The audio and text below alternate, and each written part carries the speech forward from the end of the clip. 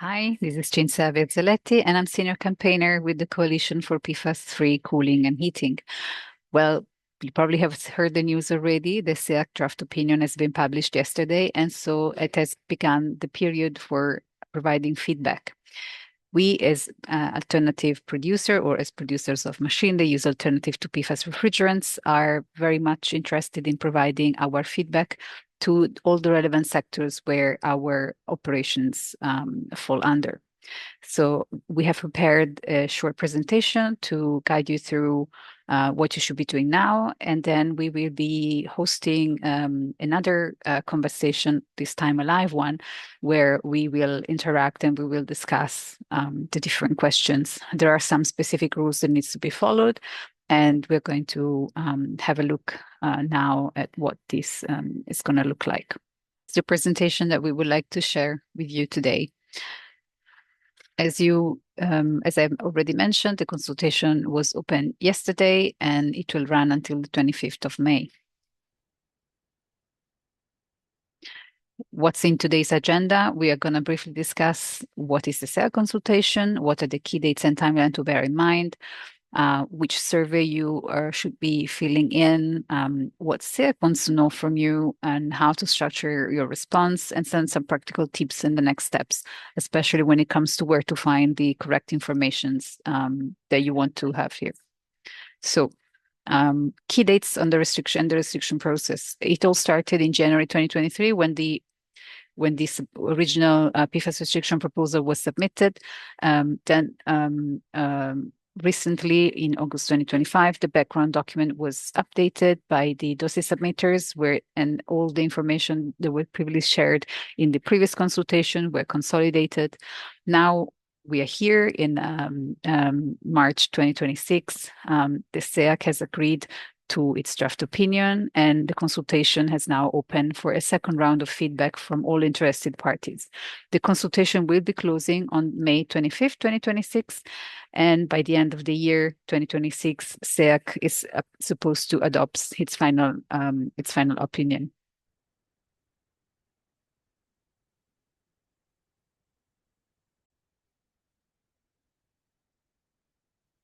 So where do natural refrigerants companies fit in? Or better said, where do companies using natural refrigerants fit in into this consultation? So the first thing you need to do, as we are dealing with complex systems, is to identify in which survey sector you need to fill in. And in order to do this, you need to consult a document called the Map of Relevant Sectors, where all the informations are classified according to the classification thought by SEAC or the dossier submitter. So here there are very specific cues and mapping. So even if you think that you know which sector you should fill in, please consult this document, which is very important so that there are no misunderstandings. Manufacturer of alternatives have a specific survey they need to fill in. It's called manufacturer, importer, and non-user of alternatives. And this is very important that you look into this. So if you make PFAS-free equipment or components, SEAC explicitly needs to hear from you. So this is very important information. Furthermore, what type of information are you required to provide, or what do they want to hear from us? So the first thing to clarify is whether or not alternatives are available, and clearly, if you exist, an alternative is existing. Although it doesn't fully apply to you, because if you're already in the market, probably the transition to systems that you and components that you provide is already underway. But just try to give an estimate of how long it will take to transition to fully PFAS-free refrigerants systems. In your sector, what is the volume of PFAS that is used, and what would the ban cost you? And in this case, you'll have to indicate, since you provide alternative, what is the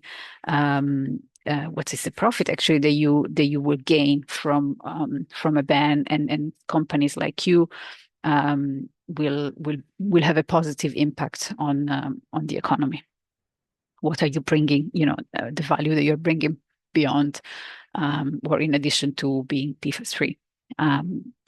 course, what are the wider societal impacts? How many jobs you'll be able to offer? How many other benefits you'll be able to offer? Access to affordable cooling, food security, throughout the value chain where you take out PFAS from the refrigeration system. Of course, the whole value chain increases and is safer for everybody. Can restriction option 3 work for your sector? And restriction option 3 is one of those new type of restriction where some emissions will continue, but they will have to be strictly monitored. And this will be up to individual companies to us make this assessment. But broadly speaking, if a company that provides alternatives exists, this restriction option 3 may not be necessary at all. So bear this in mind when you are looking at these questions. So what counts as a suitable alternative? Well, a suitable alternative needs to be technically feasible, economically feasible, safer for health and the environment than the counterpart that uses PFAS, and it needs to be available in sufficient quantities so that the economy we need to halt it because the alternatives are not widely uptaken by the sector. So how do we define technical feasibility? Well, how technical feasibility is defined? Well, does it meet the same functional requirements at performance under operating conditions? What are these performance? Is R&D still required, and how long? And I mean, we all know that these are slightly more nuanced questions. Of course, R&D is always required because products will always be improved, but R&D is not required if your technology is technology ready level 9, where you're already commercializing your solutions. What's the economic feasibility of your alternatives? Can you operate profitably with the alternatives? Yes or no? Clearly, if you exist and you are in the market, this is a yes, or it should be a yes. What are the costs of switching? What are the capex and opex? What are you looking at in this case? What are the impact on the product price for customers?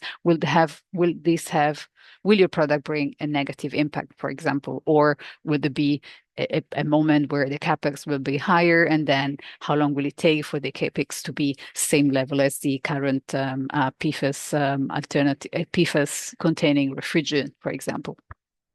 This is just to quote a few examples. Furthermore, what's the safety? Is the alternative, is the machines or the things that you are proposing on the market, are they equally or better, or have a higher safety level than their PFAS counterpart? Is there do your alternative cause any new health or environmental risks? Probably not. And what about bear in mind that when it comes to safety, you have to you have to respond to this question from your perspective, and you have to demonstrate that your solution is available, is technically viable, and is cost competitive. And we look also, SEAC wants also to look at sufficiency of supply. Is your solution available in the European Economic Area market today? Could supply scale to meet the full sector demand? And what's the lead time for ramping up supply? These kind of questions are the one you need to look at. So, but then practically speaking, how do we respond to the consultation? So the first thing to do is to register on the EU login website. Here, you need to log in with your official email. You have to provide, you have to authenticate yourself. You have to identify yourself and then authenticate yourself. Bear in mind, this is a two-step authentication. You probably have to register online, and you'll also have to download your an app. Is called EU login, and then you from this when you enter in your profile, you enter your profile with your username and password, and then a code will be generated from the app, which you'll have to enter. Of course, then when you go on the ECHA website, you find the link to the survey, and then from there onwards, also once you're in the system of the EU login system, you'll be sent to this area. Of course, then you have to read the SEAC draft opinion in full and analyze where it applies to your sector. If there are any doubts, you need to consult the use mapping that's been already done by SEAC and is published, also available on the website. When you look at the question, so you find the questionnaire for every sector, every different part of the survey, you can download as PDF. So my suggestion to you is to download all the PDF, all the surveys in PDF, all the survey apply to the sector where you work in PDF, and then um, you will be able to look at the questions before and then prepare a draft response offline. And then once you are happy and satisfied with your answers, you can then answer online in the questions in the questionnaire. Now, again, both using the use mapping tool and also reading the draft opinion, you'll be able to find and select the right surveys for you. If there are any confidential information that you are going to provide, please mark them. And otherwise, everything is considered non-confidential and will be published. Every response that is received, not marked so confidential, will be published. And for transparency reasons, confidentiality rules are very strict. So please follow these guidelines very carefully, but every feedback provided should be for transparency reasons available, and then everybody should be able to see what are the feedback that's being provided. Bear in mind that there is a cap on number of characters, a number of words used when you respond. So response needs to be very concise. They need to be to the point. They need to provide specific data, and no attachments will be permitted this time.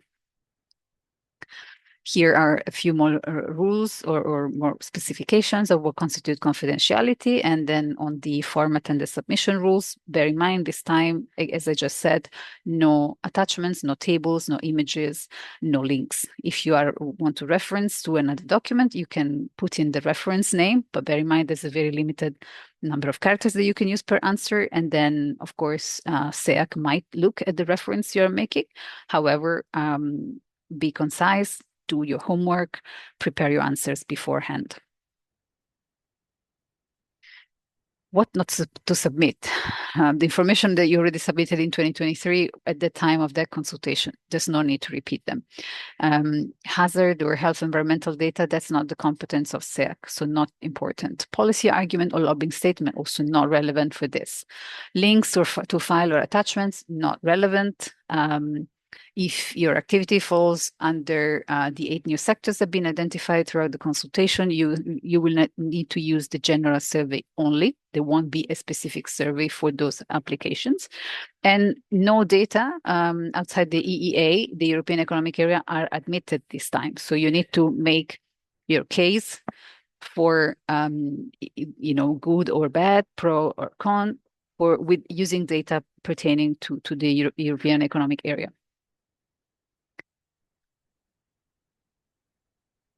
Now, this is the per-consultation checklist.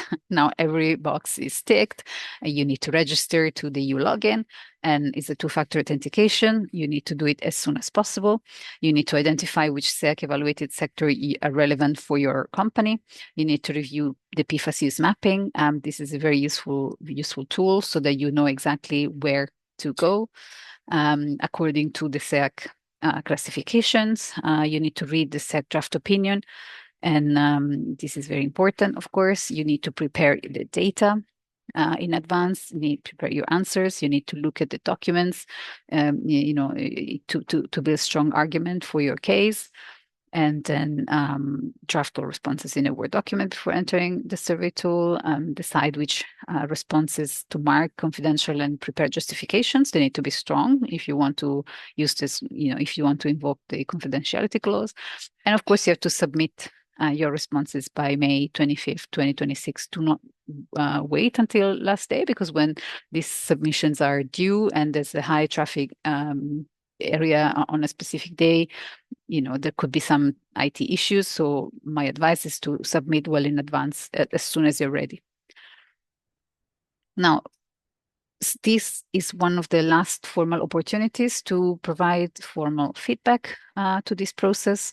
So it's very, very important that you act now and you reach out and you consult all the publications that have been made already. Everything is available on the ECHA website. And in any doubt, there is a ECHA help desk that you can contact.